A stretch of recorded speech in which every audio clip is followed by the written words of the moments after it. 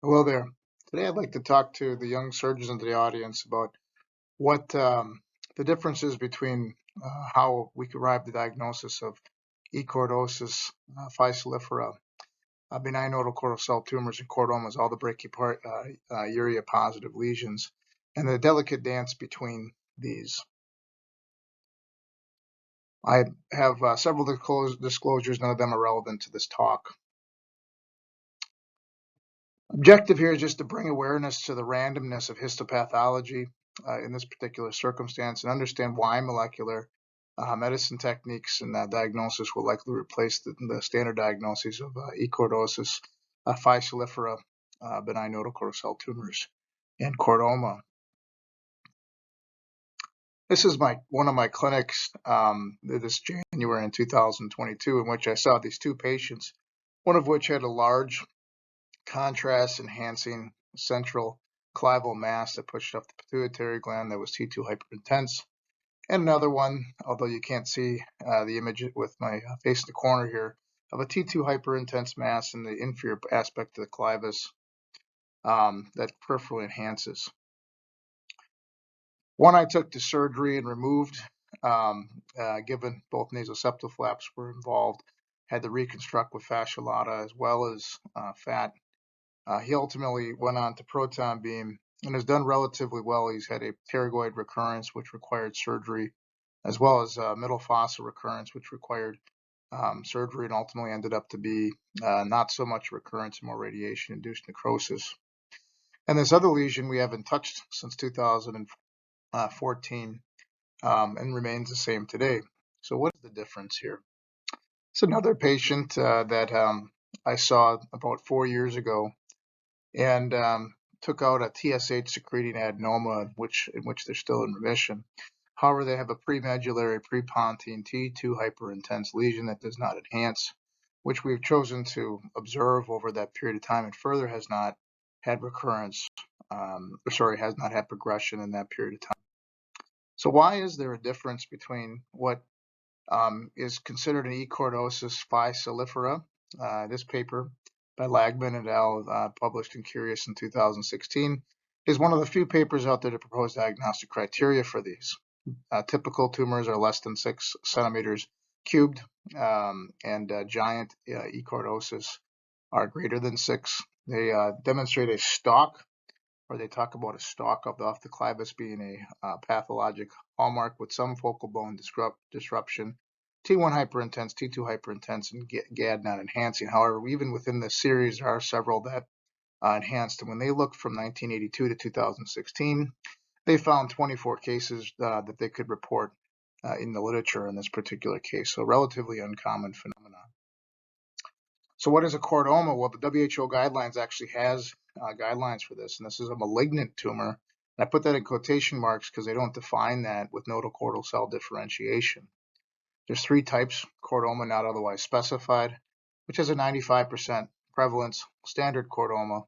In other words, there's also a subtype called chondroid chordoma, which is a 4% prevalence and is prognostically equivalent to the standard chordoma. And then there's a dedifferentiated form, which has a less than 1% incidence and is sold as unfavorable. The key features with this are cords, sheets, and individual cells, including Physaliphorous cells, arranged in lobules set in a matrix, myxoid matrix. All the lesions we're talking about today are cytokeratin, EMA, S100, and Brachyuria positive. Brachyuria is thought to be very specific to these notochordal derived tumor cells. And the board's clue at this is that they're cells with bubbly cytoplasm. We also looked into this with our own chordomas, in which does a BNCT, so benign notochordal cell tumor, exist, based on a case I'll show coming up, because in the lower spine, this certainly occurs where people remove these with N0 resections, and they believe that they have less malignant potential in that particular circumstance and don't go on to radiation. This is a case example of an 18-year-old female who is asymptomatic. You can see here maybe there's a bony stalk, but I would argue that the whole posterior cortex of the clivus has been eroded. You see a non-contrast enhancing T2 hyperintense mass behind the pituitary gland. This patient went on to an intradural pituitary transposition and ultimately had a complete resection. and has been without tumor recurrence now for 5 years. In the pathology, there was entrapped portions, which would be considered with the BNCT. However, in this case as well, the final diagnosis of conventional chordoma was made, and she went on to proton beam, which in this particular circumstance will ultimately render the patient without a functioning pituitary gland, despite her efforts to keep it intact postoperatively. This is a 39-year-old male, nighttime diplopia with a partial sixth nerve palsy diagnosed that way, although not present on exam. Patient has a T2 hyperintense mass, again a non-contrast enhanced clival mass with this bony stalk. This was ultimately removed completely without recurrence and demonstrated the same finding of entrapped BNCT remnants. However, with conventional chordoma, went on to radiation as well. So to bring this home in this talk, this is a 26-year-old male that came to us from the Middle East with sinus issues. CT in 2011 showed a small lytic clival lesion, and this enlarged in 2015. This MRI confirms that the lesion goes intradurally. This is that mass. You can see that mid-clivus, there's a portion that's in the clivus itself, and actually it goes into the sphenoid sinus, and also a portion that goes intradurally. This patient, I would argue it's tough to know what exactly this is, but it has grown over time. I point this next portion out. So excellent colleague of mine, Dr. Carr, wrote this as indeterminate markedly T2 hyperintense mass in the superior clivus, just right to midline, with apparent interval growth of soft tissues components since 2011. Despite the lack of contrast enhancement, findings could represent a chordoma. We say EPs don't contrast enhance. Well, there are chordomas that don't enhance. In fact, we put a series together of about 10 of these and we're not able to publish it because this was a well-described phenomenon. This is that patient demonstrating that slow bony growth over the course of 4 years. We repeated an MRI when they arrived to us and to give us further clarity with Fiesta scans. And this was called a stable clival mass with intradural extension, most compatible with Ecchordosis Physaliphora. And this is another colleague of mine that is excellent and also is very used to looking at these neuroradiologists. And I ask you who does you or I or the WHO defines Ecchordosis Physaliphora? And they do have two criteria, although not formally, a bony stalk from the clivus, and as I pointed out, is this just eroded clivus?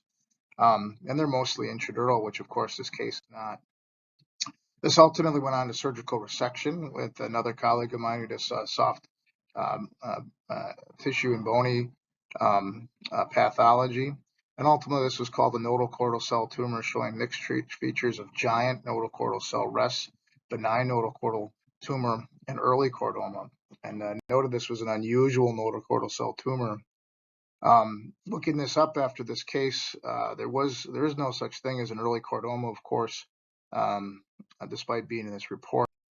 And I ask you, is this an Ecchordosis Physaliphora? How does the pathologist arrive to the diagnosis? And this was very educational in this case for me, is they call people, they call the radiologist that's on call that day or whoever read the scan. So you can see here, one would have said chordoma, the other would have said Ecchordosis Physaliphora. So for a lesion described 24 times pathologically confirmed over 2 decades, you're at the mercy of the read of whoever's on call that day to tell the pathologist what that thing might be. And at Mayo Clinic, there's 50 neuroradiologists that could potentially read this scan. So this was reviewed for the BNCT case series that we just demonstrated. And this was called a chordoma when reviewed by a world-renowned pathologist who's involved in WHO criteria establishment for chordoma. So that's what we treated it as. So why does all this matter? Well, EPs and BNCTs, which are brachyuria positive lesions, are observed, and chordomas typically get proton beam radiation. Fortunately, we're getting better at this, led by the Pittsburgh group, in which there's a stab at taking a molecular diagnosis with this. And I'd argue perhaps group A are these lesions we're talking about today, and maybe considered Ecchordosis Physaliphora or BNCTs, and maybe can have the escalated therapy. So my conclusions are there non-enhancing chordomas? Yes. What defines malignant? Well, I think that's you or the clinician. Is the bony stalk just eroded posterior clivus? I think that's the case sometimes. And I think we need to push for molecular classification of these tumors. And I would encourage you to get involved in the diagnosis. Thank you for your time.